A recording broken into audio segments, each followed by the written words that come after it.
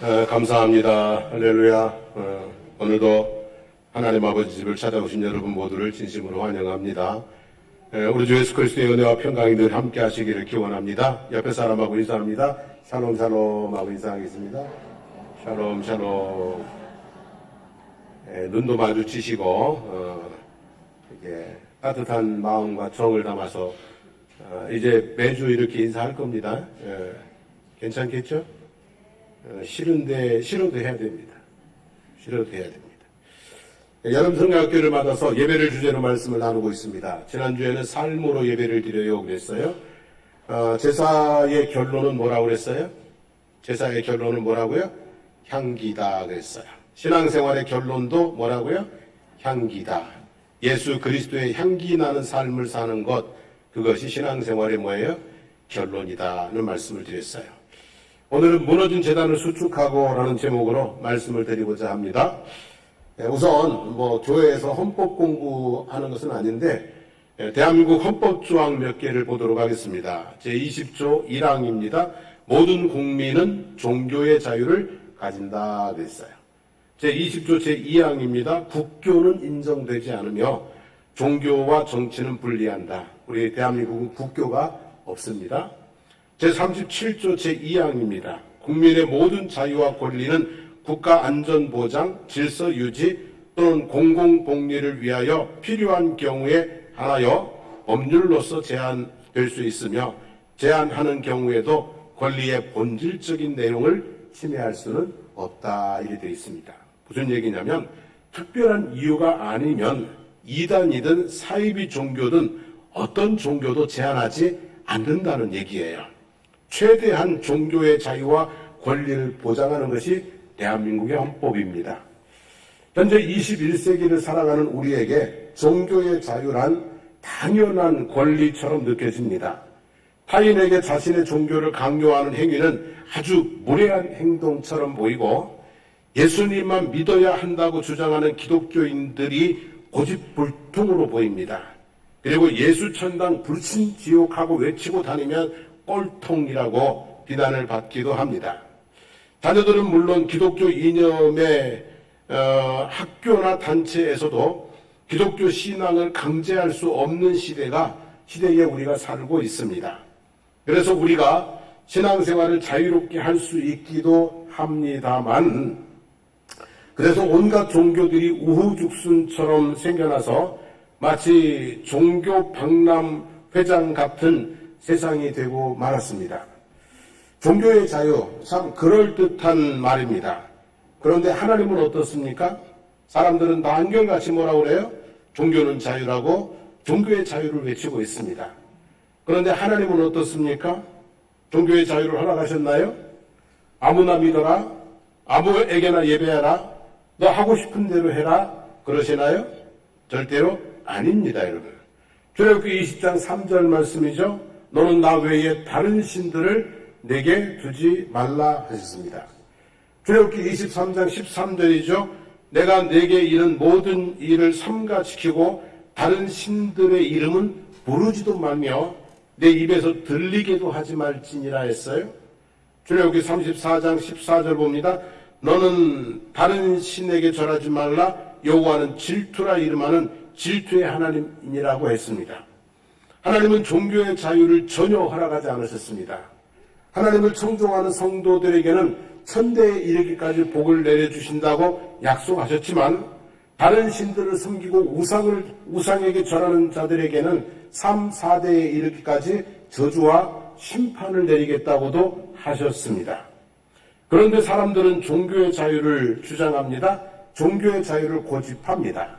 성경은 나만 믿으라고 하시는 하나님과 다른 신들을 믿고 따랐던 이스라엘 백성들 사이에 기나긴 갈등의 역사를 기록하고 있습니다. 성경은 그 역사예요. 나만 믿어라 하시는 하나님과 다른 신들도 믿어야 되겠다고 고집하는 이스라엘 백성들 사이에 기나긴 뭐예요? 갈등의 역사. 이걸 기록하고 있는 것이 성경인 것입니다. 오늘 우리가 읽은 본문은 북왕국 이스라엘의 제7대 왕 아합의 때에 있었던 일입니다. 22년을 통치했는데 시돈 왕 엣바알은 바알의 제사장이라는 뜻입니다. 그 엣바알의 딸 이세벨과 결혼을 했습니다. 여러분, 바알의 수호자의 딸과 결혼했으니 어떻게 되었겠습니까? 자연스럽게 바알의 신도가 되었습니다. 수도인 사마리아에 바알의 신전을 건축하고 바알을 위하여 제단을 쌓고 아세라 목상을 만들어 세웠습니다. 그리고 열왕기상 18장 19절에 보면 온 이스라엘과 이스라엘의 상에서 먹는 바알의 선지자 450명과 아세라 선지자 400명을 두고 자신은 물론이고 고관들과 백성들까지 온 나라가 바알을 섬겨 예배하게끔 했습니다. 하나님께서 화가 나시겠어요? 안 나시겠어요? 하나님께서 진노하셨죠. 그래서 하나님께서 선지자 엘리야를 아합에게 보냈습니다. 내 말이 없으면 수년 동안 비도 이슬도 있지 아니하리라고 하나님의 심판을 선포하고 숨게 하셨습니다. 엘리야가 사르밧 과부의 집에 3년 6개월 동안을 숨어 있었는데 그동안에 비도 이슬도 내리지 않았으니 북왕국 이스라엘 땅이 어떻게 되었겠습니까? 3년 6개월 동안 그 팔레스타인 지역에, 중동 지역에 비도 없고 날은 더운 그 지역에 3년 6개월 동안 비도 이슬도 내리지 않았으니 어떻게 되었겠습니까? 나라가 난리가 났겠죠. 계속되는 가뭄이 엘리야 때문이라고 믿는 아합과 이세벨은 여호와의 제단을 헐어버렸고요. 선지자들을 닥치는 대로 잡아다가 죽였습니다. 얼마나 잡아다 죽였냐면 열왕기상 18장 22절에 보면 엘리야가 여호와의 선지자는 나만 홀로 남았다라고 할 정도로 나 혼자라고 나머지는 뭐했다는 게 다 죽었다고 생각될 정도로 그렇게 하나님의 선지자들을 잡아다가 죽였습니다. 이 사람 아합의 시대는 경제적으로는 번영의 시기였습니다. 솔로몬은 상아로 보좌를 만들고 금을 입혔는데 아합은 상아로 궁궐을 지었습니다. 그 정도로 경제적으로 뭐했다고요? 부흥의 시기였어요. 하지만 신앙적으로는 가장 암울한 시기였습니다. 바알의 신전과 제단은 수도 중심에 우뚝 세워져 있고 여호와의 제단은 산속에 있는 것들조차도 허물어져 있었습니다. 바알과 아세라 선지자들은 왕궁에서부터 온 이스라엘에 판을 치고 있고 여호와의 선지자들은 잡혀 죽거나 아니면 광야로 도망가 동굴 속에 숨어 살고 있었습니다. 백성들은 누가 진짜 신이냐, 바알이냐, 야훼냐 갈팡질팡하고 있었습니다. 이때 여호와 하나님의 살아계심을 분명히 보여준 사건, 백성들로 엎드려서 여호와 그는 하나님이시도다라고 떨며 고백하게 했던 사건이 오늘 우리가 읽은 본문의 말씀입니다. 자, 이 일을 함에 있어서 무너진 그 신앙을, 영성을 완전히 회복하는 이 일을 함에 있어서 엘리야가 제일 먼저 한 것이 무엇입니까, 여러분?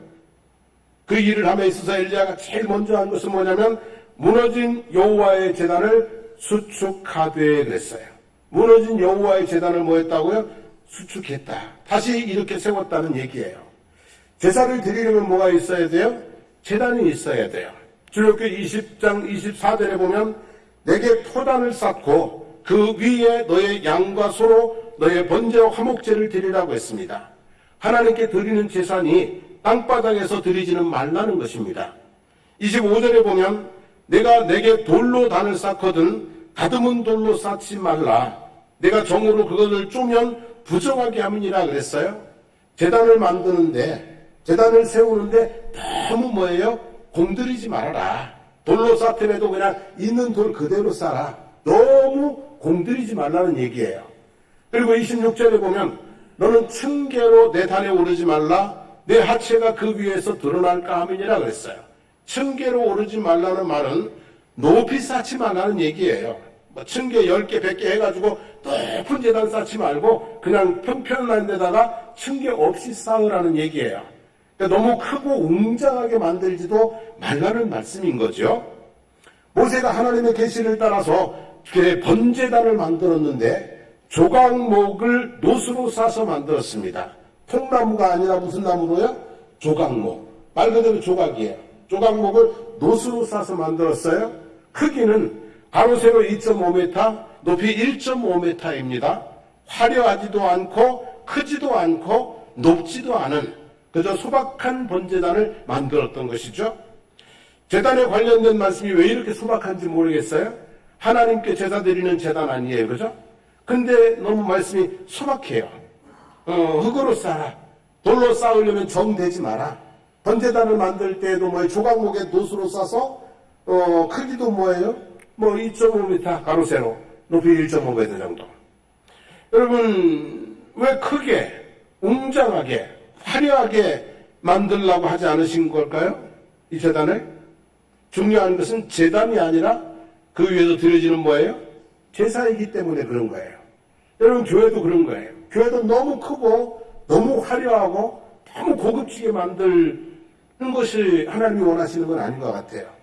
교회는 건물이 화려하고 웅장하고 그런 것보다 그 안에서 드려지는 뭐가 중요한 거예요? 예배가 중요하기 때문인 것이죠. 그런데 이 소박한 명령도 지켜내지 못하고 여호와의 제단이 허물어진 채 버려져 있었습니다. 20년 전에 제가 사도 바울의 발자취를 따라서 소아시아 성지순례를 다녀왔습니다. 그런데 성지순례 가는 곳마다 우리들을 반겨주는 것은 교회가 있었던 자리에 남아있는 커다란 돌무더기와 무너진 교회의 자리들 뿐이었습니다. 충격이었습니다. 소아시아의 그 교회들이 다 뭐한 거예요? 제단이 다 뭐한 거예요? 무너져 있는 거예요. 우리 중에 많은 분들이 1989년 12월을 기억하실 것입니다. 전기 두전으로 장성복교회가 완전히 뭐가 됐어요? 잿더미가 된 것을 보았을 겁니다. 그때 얼마나 놀라셨을까? 그죠? 마산에서 고성으로 넘어오는 길에 현동이라는 곳이 있어요. 길 옆에 보면은 기쁜 소식 선교회라는 그 큰 건물이 하나 있죠, 그죠? 근데 그게 세워지기 전에 그 전에 그 현동에 붉은 벽돌로 된 아주 아담한 교회가 있었습니다. 근데 어느 날 이 기쁜 소식 선교회가 그런 큰 건물이 들어서 있고, 그리고 어느 날 지나보니까 그 교회 십자가가 딱 내려져 있더라고요. 그리고 지금은 빨간색 건물이었는데 흰색으로 칠해져가지고 다른 무슨 회사가 경영이 되고 있더라고요. 참 이단에게 뭐 한 거예요? 밀려버린 거죠. 십자가가 꺾여져 버린 거죠. 얼마나 참담했을까라는 생각이 들어요. 어떤 이유로든지 간에 무너진 제단을 보는 것은 참 슬픈 일입니다. 100년의 역사에 세워진 교회들도 많이 있지만 무너진 교회들도 상당히 많이 있습니다. 우리 교회도 몇 번의 위기가 있었습니다. 1942년부터 45년 해방되기까지 일제 탄압으로 교회가 폐쇄되어 있었습니다. 1989년 12월에 전기 누전으로 불에 타고 재만 남아 있었습니다. 그리고 교회가 또 분립돼 나간 경우도 2번이나 있었고요. 여러분, 우리에게 위기가 있었지만 하나님께서 우리 장성복교회 재단을 지금까지 지켜주신 것에 감사를 드려야 할 것입니다. 그리고 우리의 세대가 지나가도 동해물과 백두산이 마르고 닳도록 우리 장성복교회 재단이 지켜질 수 있게 되기를 소망합니다. 교회는 건물이 아니라고 합니다. 교회는 건물이 아니라고 합니다. 맞는 말입니다. 교회는 건물이 아닙니다. 사람입니다. 공동체입니다. 그러나 건물도 중요합니다. 집은 가족이 아닙니다.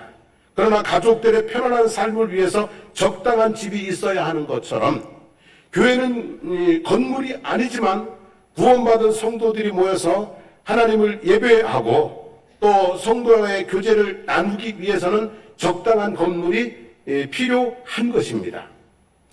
더 크고 좋은 집에 목매고 사는 것도 어리석은 일이지만 있는 집을 돌아보지 않고 버려두는 것은 더 어리석은 일입니다. 우리 교회가 조금 불편하기는 해도 허물고 다시 지을 이유는 아직은 없다고 생각이 듭니다. 내 집처럼 생각하시고 쾌적한 예배와 만남의 공간이 될 수 있도록 건물을 잘 관리해 주시기를 원합니다. 그게 뭐예요? 재단을 수축하는 그런 마음으로 건물을 잘 관리해 주시기를 바랍니다.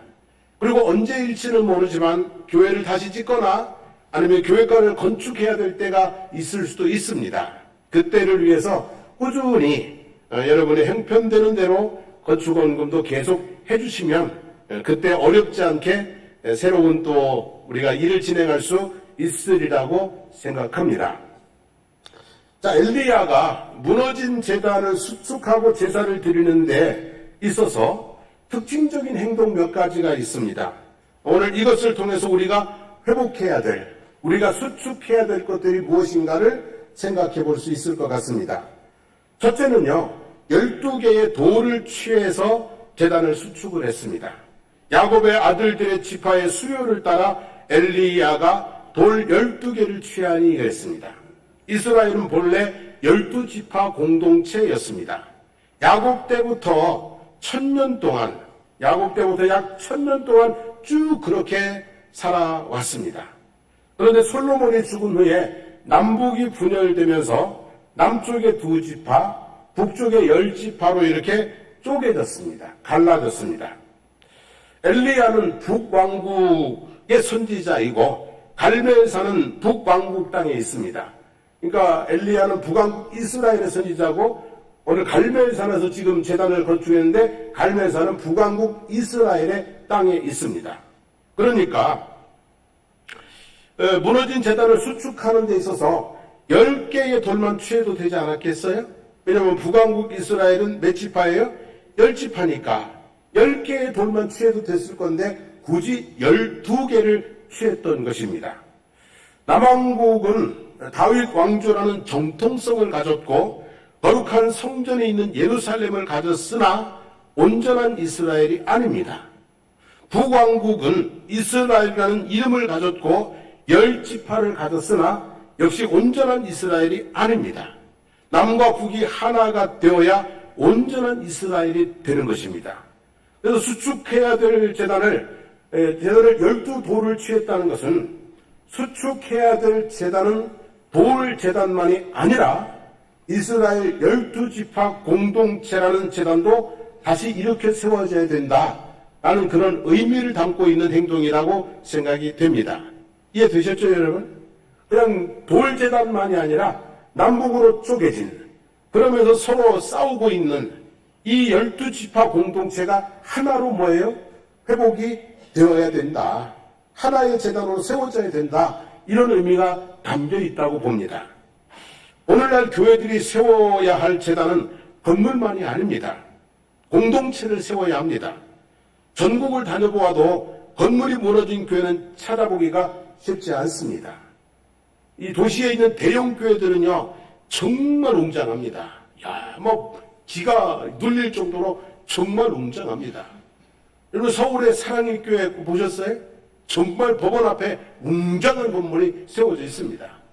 시골을 돌아다녀 봐도요, 시골에 있는 교회들도요, 얼마나 반듯하게 잘 지어져 있는지 모릅니다. 전국을 다녀보아도 건물이 무너진 교회는 찾아보기가 쉽지가 않습니다. 반대로 공동체가 무너진 교회를 찾아보는 것은 어렵지가 않습니다. 공동체가 내적인 결속이 무너진 갈등과 이런 곳에 있는 교회를 찾아보는 것은 어렵지가 않습니다. 교회마다 들어보면은요, 다 속 시끄럽습니다. 다 갈등이 있고요, 분쟁이 있고요, 아픔이 있고요, 이렇습니다. 이게 참 교회의 참 아픈 현실인 거죠. 여러분, 건물이 불편한 게 힘듭니까? 관계가 불편한 게 힘듭니까? 그죠? 우리는 하나님을 예배하는 공동체를 수축해야 될 사명이 있습니다. 공동체를 다시 일으켜 세워서 온전한 제단으로 하나님 앞에 드려야 될 사명이 있다는 말씀입니다. 여러분, 지붕에 물이 새면 그냥 둡니까? 수리합니까? 벽에 금이 가면 그냥 둡니까? 수리합니까? 유리창이 깨지면 그냥 둡니까? 갈아 끼웁니까? 천장에 전구가 나가면 그냥 둡니까? 바꿉니까? 바꿉니다.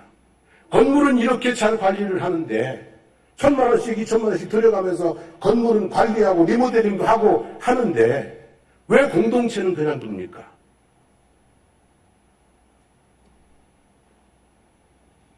건물은 이렇게 관리하면서 새롭게 바꾸어가는데 왜 깨어진 관계는 그대로 가려고 합니까?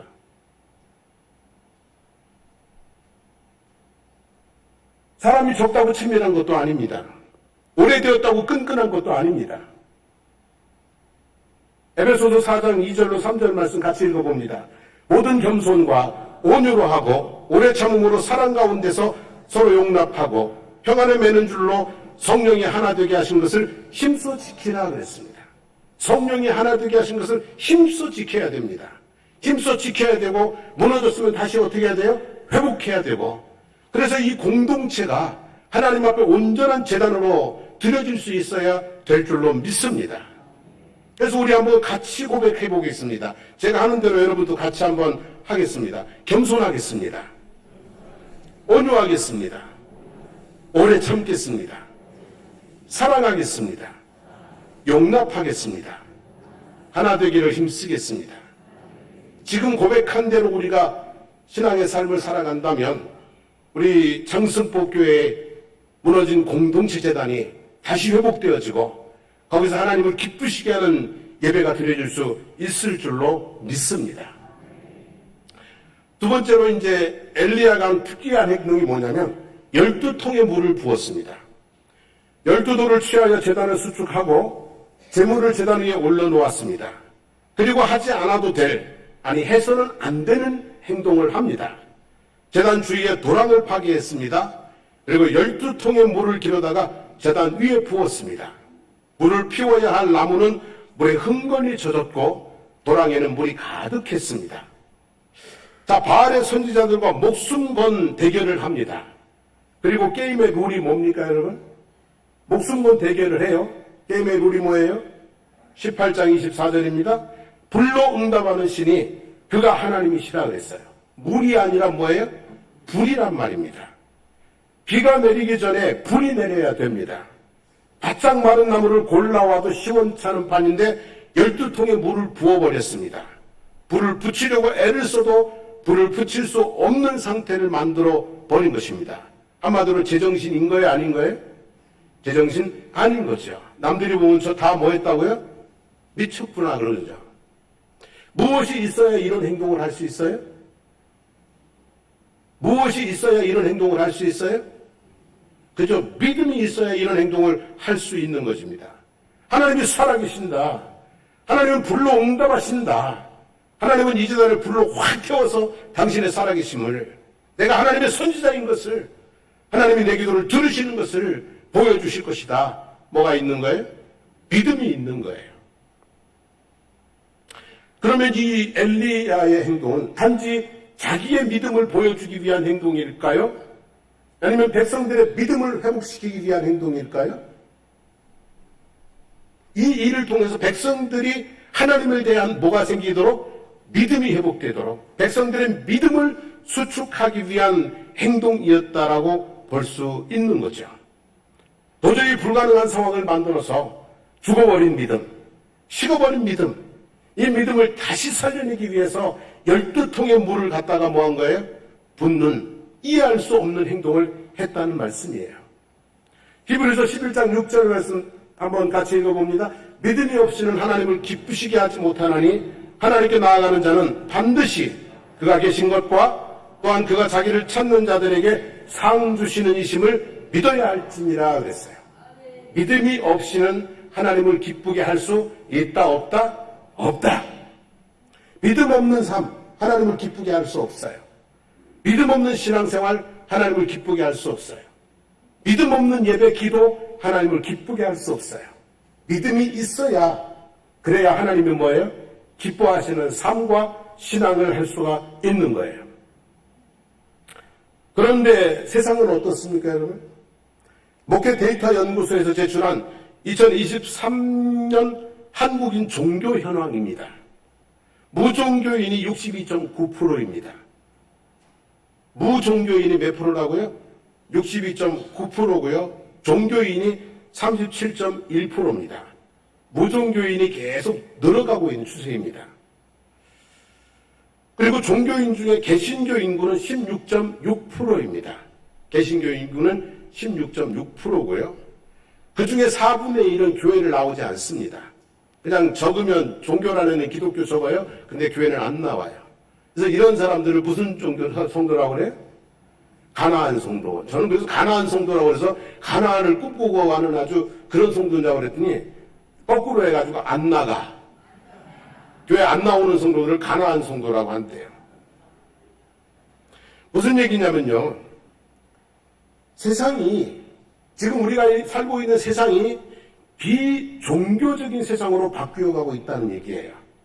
종교 없이 사는 사람들이 많아지는 비종교적인 세상으로 바뀌어가고 있다. 믿음 없는 세상으로 바뀌어가고 있다는 얘기예요.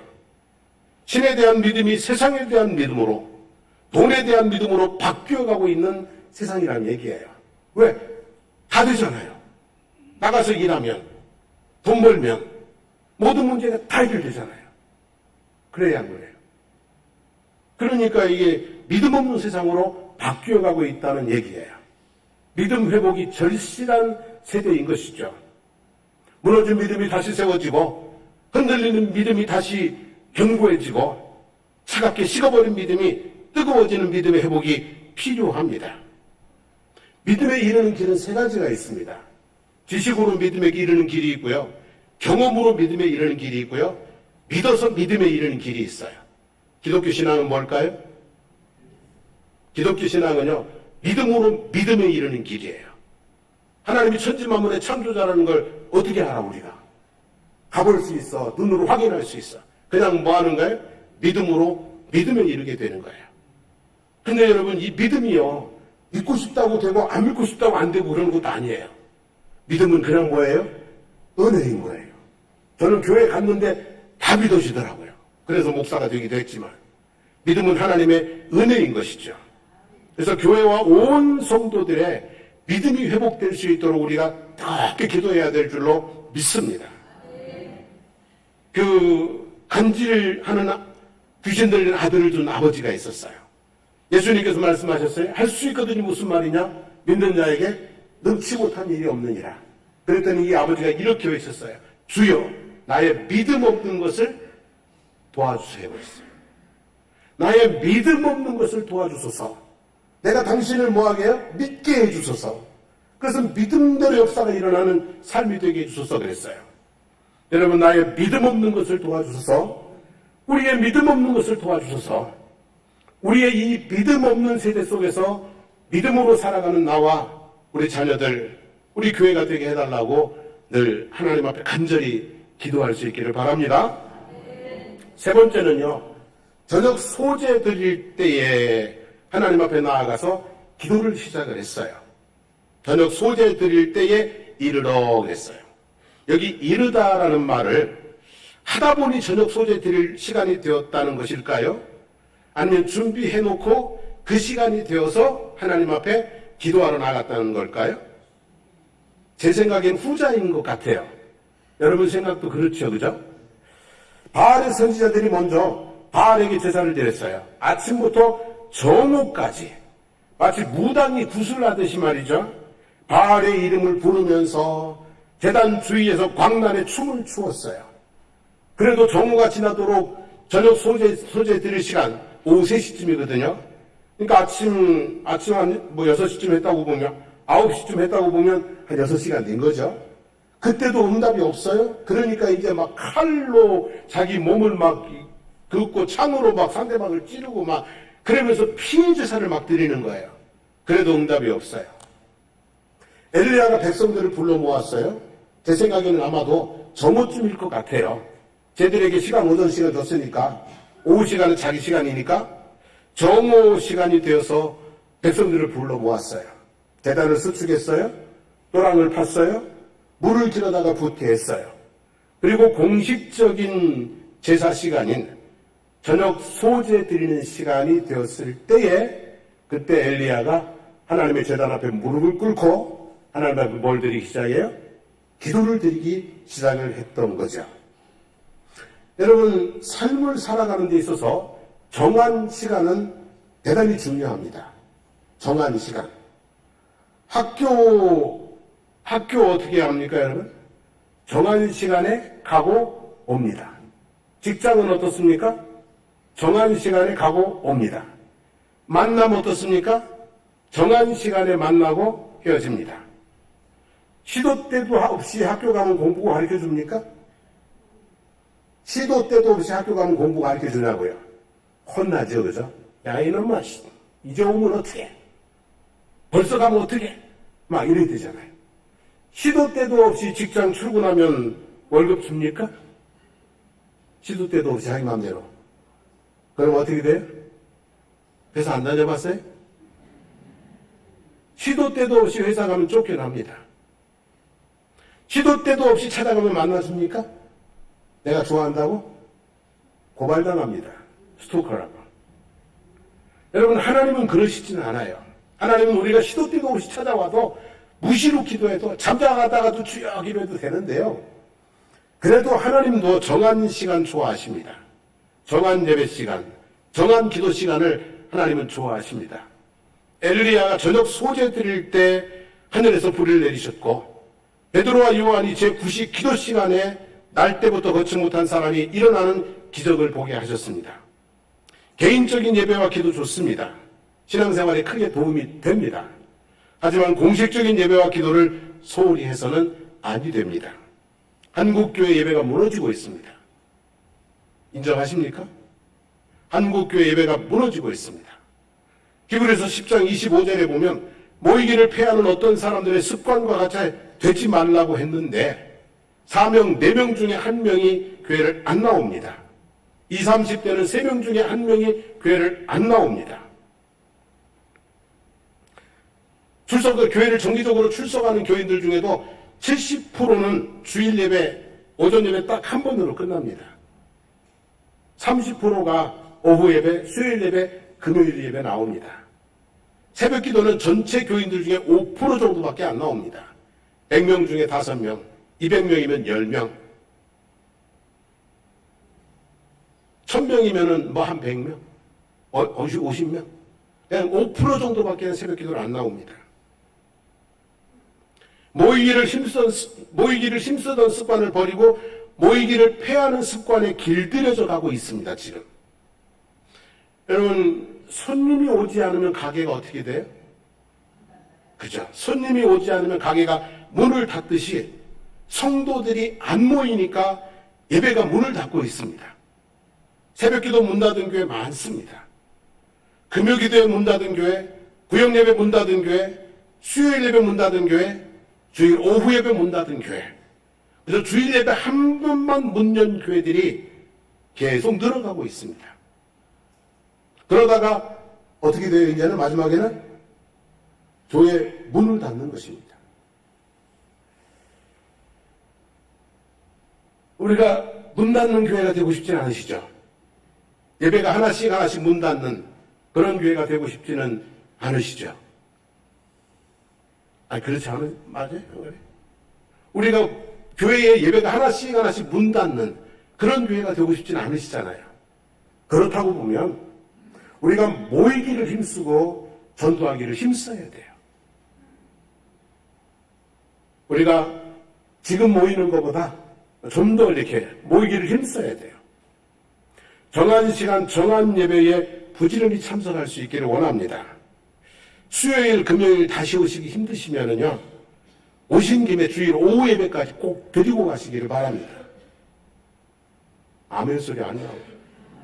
기왕에 오셨는데, 교회에서 밥도 준비해 놨는데, 식사하시고, 성도들 교제 나누시고, 오랜만에 만나서 반갑다고, 서운한 거 있으면 서운하다고 좀 풀고, 좋으면 좋다고 또 얼싸안고, 여러분, 기왕에 오신 김에 식사하시고, 오후 예배 드리고 가시길 바랍니다.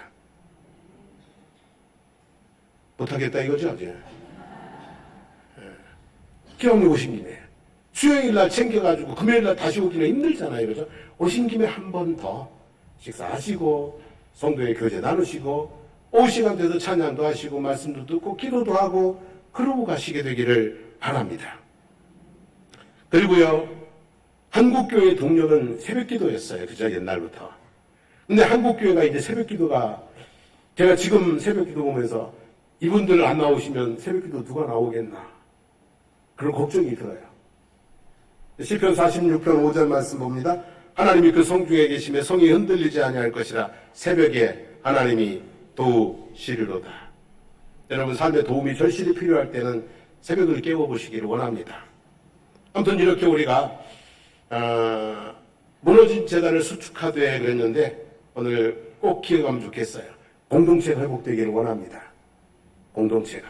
두 번째 뭐예요? 믿음이. 세 번째는 뭐예요? 예배와 기도가 조금 더 회복되는 우리 장성복회들 되기를 소망합니다. 우리 함께 찬양하고 기도하겠습니다.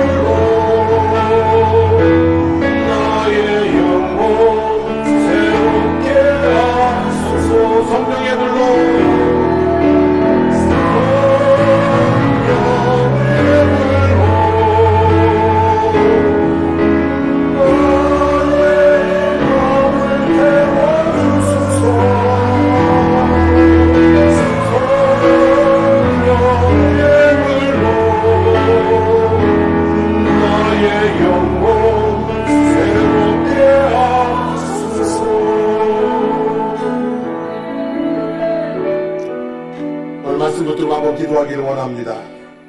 하나님, 우리 장성복교회 무너진 공동체 회복하겠습니다. 나의 믿음을 회복시켜 주시옵소서. 나의 예배를 회복시켜 주시옵소서. 나의 무너진 예배 생활이 하나님 앞에 좀 더 온전하게 수축되어질 수 있도록 내 예배 생활을 회복시켜 주시옵소서. 우리 장성복교회가 온전히 회복되어져서 하나님의 영광을 드러내는 하나님의 복음을 이 지역에 온전히 전파해내는 교회가 될 수 있도록 해주시옵소서. 성령의 불로 나의 영혼을, 성령의 불로 우리들의 영성을 하나님 일깨워 주시옵소서. 주여 부르고 기도하겠습니다. 주여! 살아계신 하나님 아버지 고맙습니다. 감사합니다. 하나님 아버지, 엘리야가 무너진 데들을 수축하고, 그리고 하나님의 불이 임하고 하나님의 살아계심이 아버지 하나님 온 백성들 가운데 확실하게 증거되었던 모습을 하나님 우리가 바라봅니다. 하나님 아버지, 우리가 정말 아버지 하나님 회복되게 도와주시기를 원합니다. 이런저런 이유로 무너진 아버지 하나님 모든 것들이 하나님 아버지 회복이 되어져서 하나님의 성령의 불이 임하고 하나님의 살아계심이 아버지 우리 눈에서 보여지는 그런 아버지 신앙생활이 회복될 수 있도록 인도하여 주시기를 주님 간절히 바로 구원합니다. 이런저런 이유 때문에 아버지 하나님의 무너진 공동체가 회복되게 도와주시기를 원합니다. 상한 심령들이 치유되고 아버지 하나님 단절된 관계들이 회복되어지고 우리가 공동체로 아버지 하나님이여 하나된 모습으로 하나님을 예배하는 장성호교회가 될 수 있도록 주의 인도하여 주시기를 주님 간절히 간구드립니다. 하나님 아버지 기도합니다. 아버지 하나님이여 세상에 너무나 많은 것들이 좋은 것들이 할 수 있는 능력과 권능들이 많아서 우리의 믿음이 식어져가고 있습니다. 하나님을 향한 우리의 믿음이 아버지 하나님 회복되게 도와주시기를 원합니다. 하나님은 살아계시고 하나님은 경배를 받아야 마땅하고 하나님께 영광을 올려드려야 되고 하나님을 믿는 자만의 영생이 들어가고 아버지 하나님이 세우셔야만 온전히 세워지는 인생 된다는 믿음이 세워지게 해주시기를 주님 원합니다. 믿음이 없이 사는 세대 가운데 믿음을 지키며 살아가는 아버지 하나님 우리들이 될 수 있도록 하나님 우리의 믿음을 회복시켜 주시옵소서. 하나님 아버지 기도합니다. 우리의 예배가 무너졌습니다. 아버지 하나님 그토록 많은 예배들을 드리며 살아왔는데 이제는 일주일에 한 번 예배 드리는 것도 힘들어하고 일주일에 한 번 예배 드리는 것으로 다 했다고 생각하고 그렇게 하는데 우리 예배가 무너져가고 있습니다. 아버지 교회들마다 아버지 하나님 예배가 점점 문을 닫아가고 있습니다. 하나님 아버지 우리의 예배가 회복되게 도와주시기를 원합니다. 예배가 문 닫는 교회가 아니라 예배가 여는 아버지 하나님 교회도 아버지 인도하여 주시고 축복하여 주시기를 주님 간절히 간구드립니다.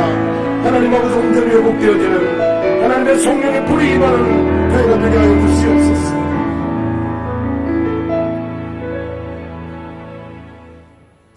이스라엘 땅 방방곡곡에 여호와의 제단이 무너졌습니다. 지금도 이 땅에 수많은 교회들이 하나님의 제단이 무너져가고 있습니다. 공동체가 무너지고 믿음이 무너지고 예배가 무너져가고 있습니다. 하나님 아버지 다시 회복되게 해주시기를 원합니다. 특별히 우리 장성복교회가 하나님의 은총 가운데 우리의 열망 가운데 다시 회복되고 수축되어지는 역사가 있게 해주시기를 원합니다. 아버지 하나님 무너진 균열된 공동체가 회복되게 해주시기를 원합니다. 하나된 모습으로 하나님을 예배하는 장성복교회가 되게 도와주시옵소서. 하나님 우리에게 믿음을 회복시켜 주십시오. 하나님 없이는 못 삽니다. 하나님 없으면 안 됩니다. 세상에 모든 것이 있어도 나는 하나님 있어야 됩니다. 그렇게 하나님을 향한 사랑의 고백을 드리는 믿음이 회복되게 하여 주시옵소서. 하나님 우리의 예배가 회복되게 하옵소서. 우리가 예전에는 일주일에 10번씩 와서 예배를 드렸는데 지금 일주일에 한 번도 힘듭니다. 한 번으로 다 한 것처럼 신앙생활을 하고 있습니다. 하나님 아버지 우리들의 예배가 회복되게 해주시기를 원합니다.